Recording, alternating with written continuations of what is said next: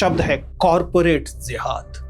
सुनने में शब्द नया लगता है लेकिन ढांचा बहुत पुराना है। इससे पहले आपने लव जिहाद सुना, इससे पहले आपने कोरोना जिहाद सुना, इससे पहले आपने यूपीएससी जिहाद सुना, लैंड जिहाद सुना, आपने इकोनॉमिक जिहाद भी सुना और अब आप कॉरपोरेट जिहाद सुन रहे हैं। मुसलमान कर्मचारी सिर्फ कर्मचारी नहीं है, वो सिर्फ कुलीग नहीं है, सहकर्मी नहीं है, वो सिर्फ प्रोफेशनल नहीं है, वो किसी अज्ञात नेटवर्क का हिस्सा है। वह किसी छिपे हुए एजेंडे के तहत ऑफिस में पहुंचा है। रेयर कोई केस होगा जहां लिखा जाएगा कि हम मुसलमानों को हायर नहीं करेंगे, कि अगर आप मुसलमानों को हायर करोगे, अगर उनकी उपस्थिति होगी तो हमेशा कुछ ना कुछ प्रॉब्लम होगी। 2.5%, 2.5% केवल मुसलमान जो हैं वे सरकारी नौकरियों में, यह असाधारण रूप से कम है। हर सेक्शन में मुसलमानों का बहिष्करण हुआ है, उनके खिलाफ डिस्क्रिमिनेशन हुआ है, उनकी जो हिस्सेदारी है वो कम है। प्रोपेगेंडा तो पूरे समुदाय के खिलाफ। इतिहास में ऐसे क्षण होते हैं जब समाज में बदलाव कानूनों, नीतियों और संस्थाओं के माध्यम से आने से कहीं पहले चुपचाप आते हैं भाषा के माध्यम से। नमस्ते दोस्तों, प्लीज सिट डाउन में आपका स्वागत है। एक शब्द आता है सामने, बहसों में, सोशल मीडिया की चर्चाओं में, टेलीविजन स्टूडियोज में घूमने लगता है, मीडिया की चर्चाओं में आ जाता है, फिर वो परिचित सा लगने लगता है, लगभग हार्मलेस जैसा, और फिर धीरे धीरे बिना किसी औपचारिक घोषणा के वह हमारी सोच को आकार देने लगता है। यह वास्तविकता को देखने का एक ऐसा तरीका गढ़ता है जिसमें कर्मचारी सिर्फ कर्मचारी नहीं रहते, वे संदेह के पात्र बन जाते हैं। और अगर यह बदलाव चाहे कितना भी सूक्ष्म क्यों ना हो, अगर वास्तव में हो रहा है तो सवाल सिर्फ भाषा का नहीं रह जाता, फिर यह सवाल बन जाता है न्याय का, रोजगार का, लोकतंत्र में समान अवसर के भविष्य का भी सवाल बन जाता है। पिछले एक दशक में भारत के सार्वजनिक विमर्श में एक पैटर्न उभर कर आया है। नए नए शब्द सामाजिक राजनीतिक शब्दावली में लगातार प्रवेश करते रहे हैं। हर शब्द अलग संदर्भ में आता है, लेकिन उसकी संरचना में, उसके स्ट्रक्चर में, उसके पैटर्न में एक समानता दिखाई देती है। आज एक नया शब्द हमारे सामाजिक और राजनीतिक बाजार में उतारा गया है। शब्द है कॉरपोरेट जिहाद। सुनने में शब्द नया लगता है लेकिन ढांचा बहुत पुराना है। इससे पहले आपने लव जिहाद सुना, इससे पहले आपने कोरोना जिहाद सुना, इससे पहले आपने यूपीएससी जिहाद सुना, लैंड जिहाद सुना, आपने इकोनॉमिक जिहाद भी सुना और अब आप कॉरपोरेट जिहाद सुन रहे हैं। सवाल यह है कि आखिर हर उस जगह जहां एक मुसलमान एक नागरिक के तौर पर दिखाई देता है, एक विद्यार्थी के तौर पर दिखाई देता है, एक कर्मचारी के तौर पर दिखाई देता है, एक प्रोफेशनल के तौर पर दिखाई देता है, एक व्यापारी के तौर पर दिखाई देता है या एक कुलीग के तौर पर दिखाई देता है, वहां अचानक जिहाद क्यों खोज लिया जाता है? क्या यह सचमुच किसी षड्यंत्र की खोज है या एक ऐसा राजनीतिक औजार है, एक पॉलिटिकल टूल है जिसके माध्यम से मुसलमानों की सामान्य नागरिक उपस्थिति को संदिग्ध बना दिया गया है? मुझे लगता है कि इस सवाल को हमें बहुत गहराई से समझना चाहिए, क्योंकि कॉर्पोरेट जिहाद सिर्फ सोशल मीडिया का शोरमर नहीं है, ये केवल ट्रेंडिंग हैशटैग नहीं है, ये सिर्फ एंकरों की एक्साइटेड लैंग्वेज भर नहीं है, ये ऑर्गेनाइज्ड जो वर्क प्लेस है वहां से मुसलमानों की उपस्थिति को डाउटफुल बनाना, सस्पिशियस बनाना, संदिग्ध बनाना, इसका एक कुत्सित प्रयास है, जिस पर विश्वास करने वाला तंत्र दरअसल कम्युनल है, उसकी पॉलिटिक्स कम्युनल है, और यही कम्युनल माइंडसेट पूरे समाज में अब रिफ्लेक्ट होने लगा है, जो खतरनाक है।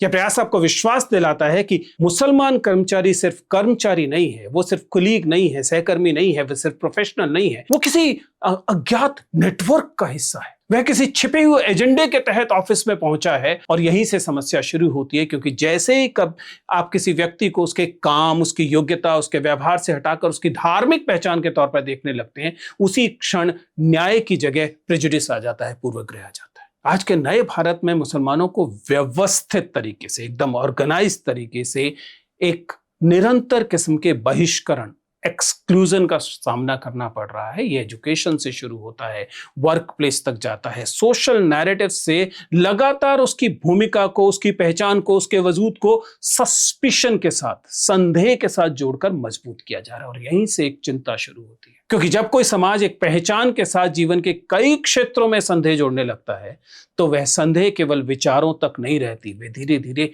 इंस्टीट्यूशंस में आती है, वो वर्क प्लेस में आती है, वो रिक्रूटमेंट के प्रोसेसेस में आती है, और अंततः जो अवसर देने का जो ढांचा है वो अफेक्टेड हो जाता है। इसीलिए जब आप कॉर्पोरेट जिहाद जैसे अवधारणा को एक तटस्थ वर्णन के रूप में नहीं समझते, दरअसल ये जरूरी है कि आप इस बात को समझें कि ये दरअसल एक नैरेटिव बिल्डिंग हो रही है, एक विमर्श का निर्माण हो रहा है। और इसी सेंस में मैं मीडिया का शिक्षक हूं, मीडिया का विद्यार्थी हूं, मैं इसी नजरिए से चाहता हूं कि आप इस बात को देखें कि कहीं ऐसा तो नहीं कि एक पॉसिबल किस्म का जो एक्सक्लूजन है उसके प्रोसेस को शेप दिया जा रहा है। अभी हम किसी घटना विशेष पर अलग से बात नहीं कर रहे, हम उदाहरणों में उस बात को करेंगे, लेकिन जरा समझिए कि भाषा में ये शब्द कैसे आते हैं। कॉर्पोरेट जिहाद शब्द किसी किस्म का कोई प्रूवन चीज नहीं है, कोई वास्तविक कार्यस्थल की जो परिघटना, ऐसा नहीं है कि वास्तव में किसी वर्क प्लेस पर ऐसी हो रही कोई चीज है जिसके लिए एक नाम दिया गया है। ये पहले एक धारणा है और उसके बाद उसे थोपा गया है। ये संकेत देता है कि मुस्लिम कर्मचारी जब किसी वर्क प्लेस पर पहुंचता है तो वो अपनी प्रोफेशनल भूमिका के लिए नहीं पहुंचता, वह किसी छिपे हुए नेटवर्क के तहत वहां पहुंचता है। और ये जब आपके दिमाग में बैठा दिया जाता है तो प्रोसेस बहुत सूक्ष्म तरीके से चलता है। ये बहुत महत्वपूर्ण है कि इसे समझिएगा कि जब आप किसी व्यक्ति की पहचान को का जो वास्तविक प्राथमिक आधार है उसे अपने प्रोफेशनल किस्म के इवैल्यूएशन पर नहीं रख रहे, आप उसे तटस्थता के साथ नहीं देख रहे, आप उस आइडेंटिटी को दरअसल कुछ अन्य लेंस से देखना शुरू करते हैं। ऐसे में उसका काम, उसकी कैपेसिटी, उसकी मोरालिटी, उसकी परफॉर्मेंस, ये सारे जो यार्डस्टिक्स हैं वो पीछे चले जाते हैं और उसकी जगह पर उसकी धार्मिक पहचान उसकी व्याख्या का शुरुआती बिंदु बन जाती है। ये वो तरीका है जिसने आधुनिक समाजों में प्रेजुडिसेस को हमेशा से बैठाया है। ये ऐसा नहीं है कि एक डिस्क्रिमिनेशन लिख कर आता है। डिस्क्रिमिनेशन किसी कॉर्पोरेट हाउस के बाहर ये नहीं लिखा होता, बहुत रेयर कोई केस होगा जहां लिखा जाएगा कि हम मुसलमानों को हायर नहीं करेंगे। लेकिन जब आप इस तरह के नैरेटिव्स को वहां पहुंचा देंगे तो ये स्ट्रक्चर का हिस्सा बन जाएगा। जब वो रिज्यूम किसी व्यक्ति के पास जाएगा और वह उसका नाम देखेगा, उस नाम को देखकर उसके दिमाग के पीछे के हिस्से में ये नैरेटिव चलने लगेंगे और फिर इस बात से प्रभावित होगा उसका यह फैसला कि इस रिज्यूम को शॉर्टलिस्ट करना है या नहीं करना। ये एक ऐसी भाषा के माध्यम से इन लोगों के दिमाग में पहुंचा जिस भाषा ने कुछ ऐसे शकों को नॉर्मलाइज कर दिया, सामान्यीकृत कर दिया, और वास्तव में फिर आपके डिसीजन इस बात से प्रभावित होने लगे। ये इंडिविजुअल केवल डिस्क्रिमिनेशन का सवाल नहीं है। वे एचआर में बैठे हुए लोग जब देख रहे हैं अलग अलग किस्म के रिज्यूम्स को, अलग अलग किस्म के बायोडाटास को जांच रहे हैं, उसके आधार पर शॉर्टलिस्ट कर रहे हैं कि किसे लिया जाए किसे नहीं लिया जाए, तो आप पाएंगे कि ये स्ट्रक्चरल हो चुका है पूर्वाग्रह। और अगर आपका नाम एक समुदाय से जुड़ा हुआ दिखाई दे रहा है तो आपके उस बायोडाटा की स्क्रीनिंग की संभावनाएं, उस अगले चरण तक पहुंचने की संभावनाएं सामान्य से कुछ कम हो गई। क्यों? क्योंकि कहीं मीडिया ने, कहीं कॉर्पोरेट जिहाद जैसे शब्दों को लोगों के अवचेतन में जाकर बैठा दिया। मैं ये नहीं कह रहा कि इसमें कोई ऐसा संभव नहीं है कि कोई कर्मचारी जो है वह क्रिमिनल माइंडसेट से किसी कॉर्पोरेट में नहीं जा सकता। यह भी नहीं कहा जा रहा कि कोई गलती नहीं कर सकता। यह भी नहीं कहा जा रहा कि कोई सारे इंडिविजुअल जो हैं पाक साफ होंगे। लेकिन जब आप इंडिविजुअल इंसिडेंट्स को कलेक्टिव फ्रेमिंग में बदलते हैं तब गड़बड़ शुरू होती है। दरअसल आप समझिए एक पूरा का पूरा इकोनॉमिक साइकिल है, एक इंटरेक्शन है जिसमें डिस्कोर्स जो है वह संदेह पैदा करता है। ये संदेह जो है नैरेटिव्स को स्टिग्मेटाइज करता है, वो एक तरह का कलंक जैसी स्थिति पैदा करता है और इस संदेह से फिर हायरिंग के डिसीजन प्रभावित होने लगते हैं, जिससे एक्सक्लूजन फॉर्मल हो जाता है। यानी कि लोगों को, एक समुदाय से आने वाले लोगों को मिलने वाली नौकरियों की संख्या कम हो जाती है, प्रतिशत कम हो जाता है। टीसीएस वाले केस को समझने की कोशिश कीजिए कि एक प्रोफेशनल जगह है जिसमें हो सकता है किसी किस्म की अनुशासनहीनता हुई हो या नहीं हो, वो काम है अलग अलग एजेंसीज का, वो उसे देख रहेंगे और आरोपों को गंभीरता से लिया भी जाना चाहिए, उनको बहुत क्लोजली समझना चाहिए, उसकी जांच होनी चाहिए, लेकिन और अकाउंटेबिलिटी भी तय होनी चाहिए, कोई दिक्कत नहीं उसमें। लेकिन समस्या तब पैदा होती है जब जांच पूरी होने से पहले ही इन घटनाओं को एक विशेष ढांचे से पुनर्परिभाषित कर दिया जाता है। कॉर्पोरेट जिहाद कोई ऐसा शब्द नहीं था जो कि हमारी बीएनएस में, भारतीय न्याय संहिता में बैठा हुआ था, या जो कॉर्पोरेट्स के कोड ऑफ कंडक्ट होते हैं उसमें कहीं लिखा गया था। नहीं, ये नैरेटिव से थोपा गया शब्द था। और इस तरह के विमर्शों में ये मामले केवल व्यक्तिगत विवाद के रूप में नहीं देखे जाते। हो सकता है दो कर्मचारियों के बीच कोई लड़ाई हो रही हो, दो कर्मचारियों के बीच असहमति हो, दो कर्मचारियों के बीच किसी 50 किस्म के दूसरे तरह के संबंध भी हो, लेकिन वो इंडिविजुअल संबंध थे। उससे पूरे देश के, उस समुदाय के लोगों पर एक कलंक नहीं थोपा जा सकता। ठीक उसी तरीके से जैसे कि मान लीजिए कोई व्यक्ति आकर कहे कि हम जानते हैं कि हिंदू समुदाय के अंदर बहुत सारे लोग ऐसे होंगे जो कि मॉब लिंचिंग के पक्ष में खड़े होंगे, जो सांप्रदायिकता के पक्ष में खड़े होंगे, और कोई आकर विजेंद्र चौहान से इस बात की सफाई मांगने लगे, कहने लगे कि इस देश के हिंदू सांप्रदायिक हैं और तुम इस बात का जवाब दो। निश्चित तौर पे मैं अकाउंटेबल नहीं हूं कि एक सांप्रदायिक हिंदू क्या कह रहा है। ठीक उसी तरीके से देश भर के तमाम मुसलमानों को अकाउंटेबल नहीं बनाया जा सकता, उनसे सफाई नहीं मांगी जा सकती क्योंकि किसी कंपनी में किसी कर्मचारी ने किसी किस्म का व्यवहार किया है। लेकिन जैसे ही आप इस तरह का शब्द इस्तेमाल करते हैं, ऐसा प्रतीत होता है जैसे कि समुदाय किसी इस किस्म की साजिश में गुपचुप तरीके से शामिल है, और यहां पर लगातार प्रोपेगेंडा जो है वह जस्टिस से एकदम अलग हो जाता है। जस्टिस आपको एक तरफ ले जाने की कोशिश करता है कि एविडेंसेस के बेसिस पर देखेंगे, इंडिविजुअल्स को देखेंगे, इंडिविजुअल्स को ही सजा देने की कोशिश करेंगे, लेकिन प्रोपेगेंडा इंडिविजुअल के पीछे नहीं है, प्रोपेगेंडा तो पूरे समुदाय के खिलाफ है। और ऐसे में आप दरअसल एक ऐसी सिचुएशन पैदा कर रहे हैं कि एक समाज जो पहले ही लगातार स्ट्रक्चरली एक्सक्लूडेड है, संरचनात्मक तौर पर बहिष्कृत है। हम वीडियो में आगे इसके पूरे डेटा पे बात करेंगे, इसलिए अंत तक वीडियो देखिएगा, समझिएगा कि कैसे मुसलमानों का बहिष्करण भारत के समाज में कार्यस्थल पर, शिक्षा पर, तमाम चीजों पर स्ट्रक्चरल है। तो एक समुदाय जो पहले ही स्ट्रक्चरली बहिष्कृत है, संरचनात्मक तौर पर जिसको एक्सक्लूड किया गया है, उस समुदाय पर एक और संदेह का, जब आप सामूहिक संदेह का वातावरण क्रिएट करते हैं, तब ये एक नई स्थिति पैदा होती है। इसी पैटर्न को आप लेंस कट वाले, ड्रेस कोड वाले केस में भी देख सकते हैं। किसी वर्क प्लेस पर ड्रेस कोड की एक नीति हो सकती है, उसमें सांस्कृतिक प्रतीकों के लिए कुछ जगह हो सकती है, यह नीतिगत मुद्दा है, इस पर बहस हो सकती है, भाई इस संगठन में इस चीज को लेकर क्या नीति होनी चाहिए, क्या नहीं होनी चाहिए। लेकिन समस्या कब शुरू होती है? समस्या शुरू होती है जब हम इसे वर्क प्लेस पॉलिसी की बजाय एक लार्जर आइडेंटिटी बेस्ड डिस्कोर्स की तरफ मोड़ देते हैं। एक ऐसा मुद्दा जो एक सिंपल से एडमिनिस्ट्रेटिव क्लैरिफिकेशन से सॉल्व हो सकता था, उसे आपने बना दिया दो समुदायों के बीच प्रतीकात्मक संघर्ष, जाने जैसे कौन सा युद्ध हो रहा है।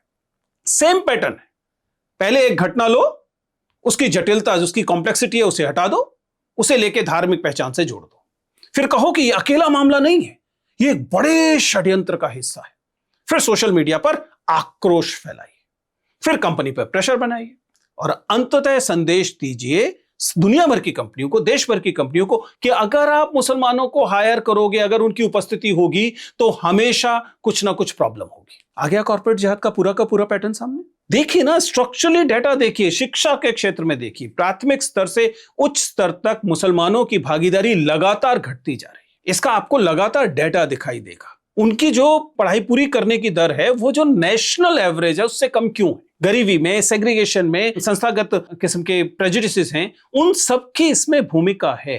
प्राथमिक स्तर पर मुसलमान जो हैं, वो उनका नामांकन लगभग 16% है। जो लगता है कि 16% मुसलमान बच्चे ऐसे हैं जो स्कूल पहुंचते हैं, जो लगभग उनकी जनसंख्या की जो हिस्सेदारी है उसके बराबर है। 14% जनसंख्या, 16% लोग प्राइमरी में पहुंचते हैं। लेकिन जैसे ही ऊपर की तरफ चलता है, आप पाते हैं कि मिडिल लेवल पर पहुंचते पहुंचते ये 14% रह जाता है, सीनियर सेकेंडरी पे पहुंचते पहुंचते ये 12% रह जाता है। अगर आप AISHE के जो अनुमान है उनके आधार पर चलें, तो मुसलमानों की देश की आबादी जो 14% है, वहीं यूनिवर्सिटीज में उनका जो नामांकन है वो 5% से कम रह गया। यानी कि आबादी के हिसाब से प्राइमरी स्कूल में एडमिशन लिया, लेकिन ड्रॉप आउट इतना ज्यादा हुआ कि हम हायर एजुकेशन में वो केवल 5% दिखाई देते हैं। और ये मामला केवल शिक्षा का नहीं है। जो डेटा हमारे पास पहले से उपलब्ध है, इस डेटा में दिक्कत है कि इस देश में नवीनतम अच्छा डेटा, मानक डेटा मिलना मुश्किल होता है। लेकिन अगर सच्चर कमेटी से आप शुरू करें, सच्चर कमेटी ने इस बात को बहुत ध्यान से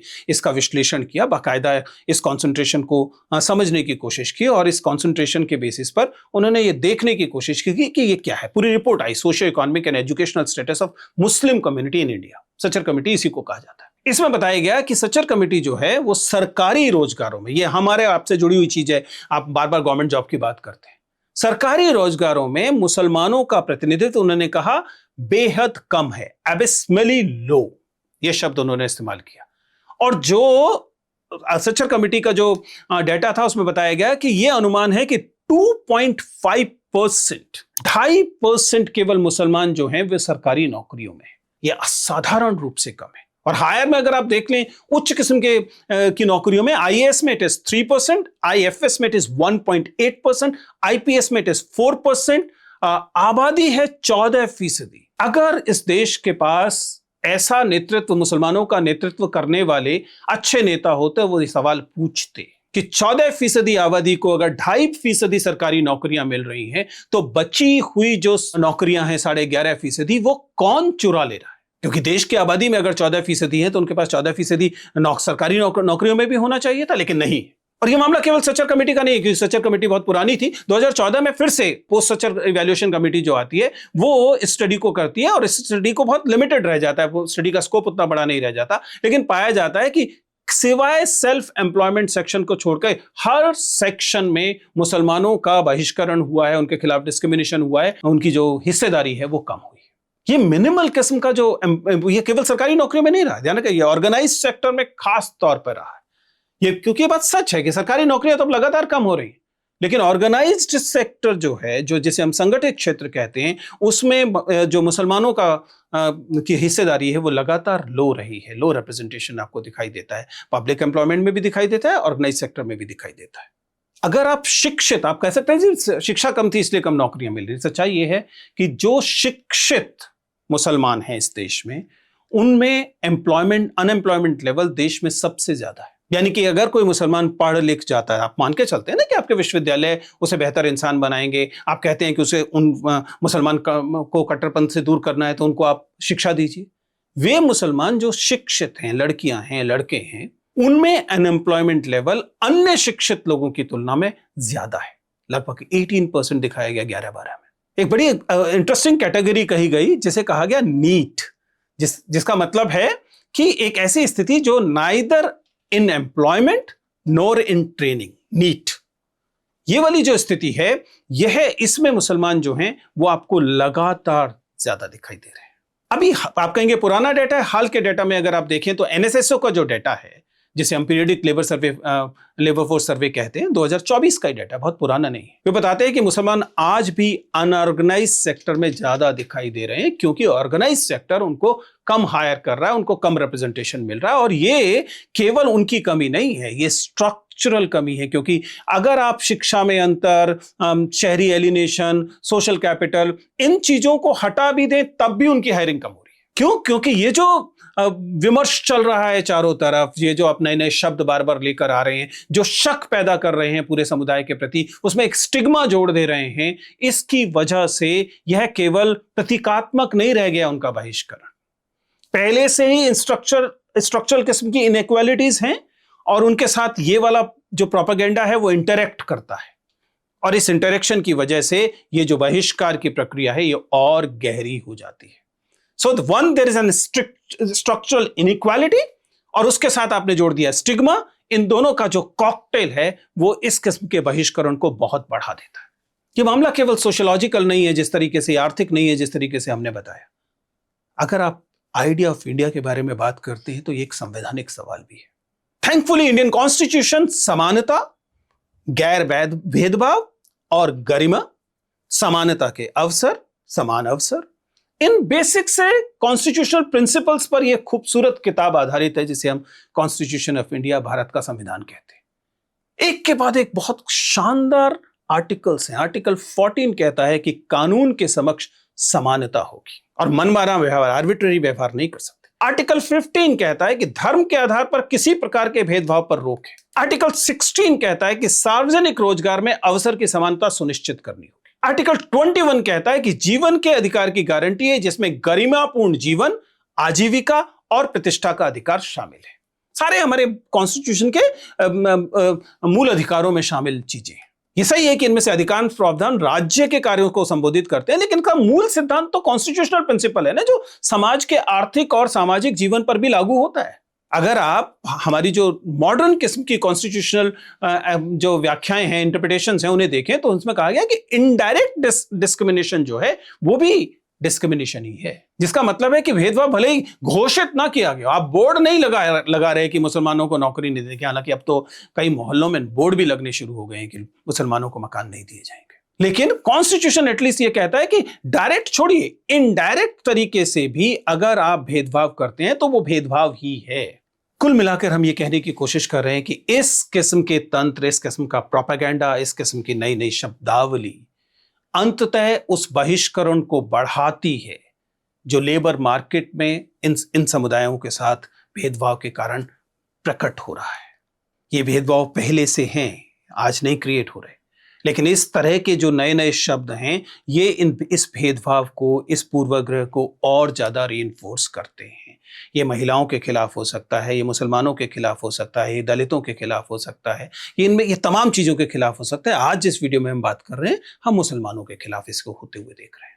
सबसे गहरे स्तर पर कॉर्पोरेट जिहाद की जो बहस है वो केवल एक शब्द के बारे में नहीं है, वो उस भाषा की वास्तविकता के बारे में है कि कैसे भाषा कई बार आपके मन के पूर्वाग्रहों को इतना पुष्ट कर देती है, और इसमें मीडिया, सोशल मीडिया, इन्फ्लुएंसर, तमाम लोग शामिल होते हैं, और इससे प्रोफेशनली लिए जाने वाले फैसले इस तरह के बायसेस से प्रभावित होकर लिए जाने लगते हैं। आप अपने वर्क प्लेस को इस हिसाब से देखने लगते हैं जहां पर डेमोक्रेसी जो है वो कंडीशनल बन जाती है। जो केवल नागरिक होने के कारण हासिल होना चाहिए था, वह अब आपको केवल तब हासिल होता है जब नागरिक होने के साथ साथ किसी धर्म विशेष से भी आते हैं। इसलिए भाषा का शिक्षक होने के नाते मैं आपसे गुजारिश कर रहा हूं कि मजाक में भी इन शब्दों का इस्तेमाल मत होने दीजिए, क्योंकि ये शब्द दरअसल एक बड़ा, यहां पर जो साजिश है, जो षड्यंत्र है, वह षड्यंत्र नहीं है जिसका अनुमान लगाया जा रहा है, जिसके बारे में शक पैदा किया जा रहा है। वास्तविक साजिश जो है वो बहिष्करण की साजिश है, और ऐसे में जो कसौटी पर है वो डेमोक्रेसी है।